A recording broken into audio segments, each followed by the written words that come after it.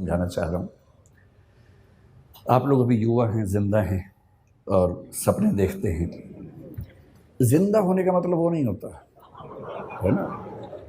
जिंदा होने का मतलब होता है जो जिंदा हो तो फिर जिंदा नजर आना जरूरी है, ये मतलब होता है ना।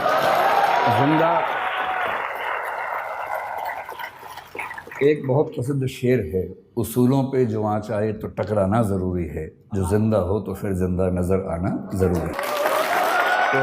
तो मैं इसलिए कह रहा हूँ कि आप लोग ऊर्जा से लबरेज युवा हैं और अभी आपकी सपने देखने की उम्र है। जिंदा तो बहुत लोग हैं, लेकिन कुछ लोग ज़िंदगी ढो रहे हैं, घिसट रहे हैं, और आप भरे हुए हैं ऊर्जा से। इस देश को नौकरी मांगने वालों से ज़्यादा नौकरी देने वालों की ज़रूरत है। और हम अपने 5000 साल के इतिहास में पहली बार उस दौर में हैं जहां स्टार्टअप करने वालों को इज्जत मिल रही है, वरना यहाँ इज्जत नहीं होती है।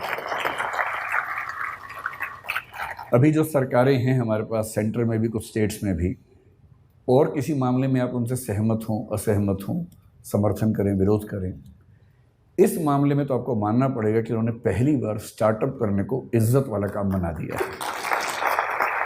और यदि ऐसा बना ही दिया है, और फिर श्रीराम कॉलेज ऑफ कॉमर्स के ग्रेजुएट्स जिन लोगों ने बिजनेस को इतना ध्यान से समझा है, उसकी बारीकियां समझी हैं, वो उसके बिना अगर वो भी नौकरी ढूंढते रहेंगे तो फिर देश कैसे आगे बढ़ेगा। तो कुछ साल नौकरी करना ठीक है, लेकिन यदि मुझसे पूछेंगे तो मैं ये कहूँगा कि अगर आप वैसे व्यक्ति हैं कि चुपचाप ज़िंदगी गुजार लेनी है तो ठीक है, कीजिए नौकरी।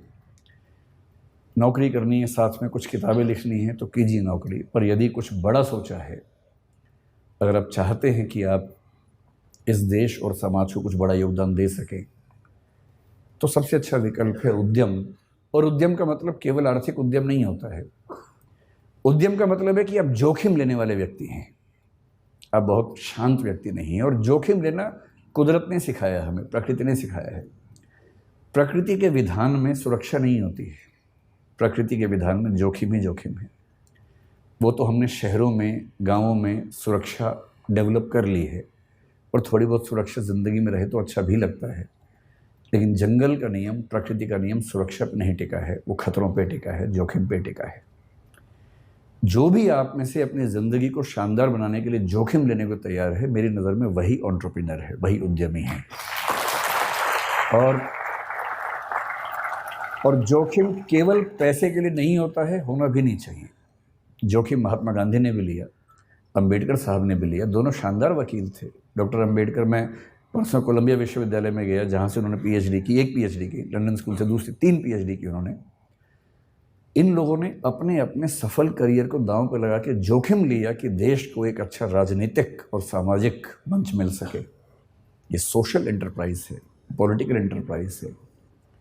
कबीरदास हों, गुरु नानक हों, या महात्मा बुद्ध हों, महावीर स्वामी हों, इन सब ने अपने अपने समाज को बेहतर बनाने के लिए अपनी जान को जोखिम में डाला। ये सब उद्यमी लोग हैं। कोई स्पिरिचुअल एंटरप्राइज करता है, कोई सोशल एंटरप्राइज करता है। आप बिजनेस एंटरप्राइज वाले लोग हैं, लेकिन मैं इतना ज़रूर कहूँगा कि बिजनेस में पैसा कमाना ज़रूरी है, क्योंकि वही आपको ज़िंदा रखेगा, वही आपके उद्यम को चला पाएगा। लेकिन कोई भी उद्यम जो सिर्फ पैसा कमाता है, वो समाज को फ़ायदा नहीं पहुंचाता है। और मैं एक बात अक्सर कहता हूँ, आखिरी बात आपसे वही कह रहा हूँ, कि अगर अपने जीवन को एक ठीक दिशा देनी है तो सिर्फ एक काम कीजिए। बहुत बुरा लगेगा, पर मुझे ये सलाह मेरे एक मित्र ने दी थी, मैं आपको दे देता हूँ। आज घर जाके अपनी ओबिचुअरी लिखिए। ओबिचुअरी का मतलब होता है किसी के मरने के बाद अखबार में जो छपता है उसके बारे में, कि दुख के साथ सूचित किया जाता है कि फला फला की मृत्यु इस तारीख को इस वजह से हो गई है। उसके बाद की 4 लाइनें आप अपने बारे में क्या चाहते हैं लिख लीजिए, उसे बनाइए विजन स्टेटमेंट। वो लाइनें कई तरह की हो सकती हैं। एक ये हो सकती है कि इस व्यक्ति ने जीवन में खूब पैसा कमाया, इसने गुटखा बनाने वाली कंपनी बनाई, इसने अरबों रुपए कमाए और इसकी वजह से कई लाख लोग कैंसर से मरे, पर पैसा खूब कमाया।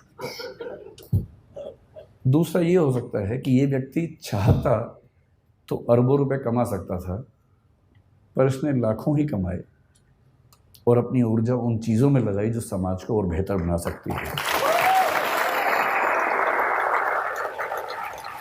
ये चाहता तो डीजल की कार बना के खूब पैसा कमा सकता था, तेल के कुएं खोद के खूब पैसा कमा सकता था, पर इसने सोलर पैनल्स में अपनी ऊर्जा लगाई क्योंकि उसे चिंता थी कि मेरे साथ साथ इस समाज का भी भला होना चाहिए।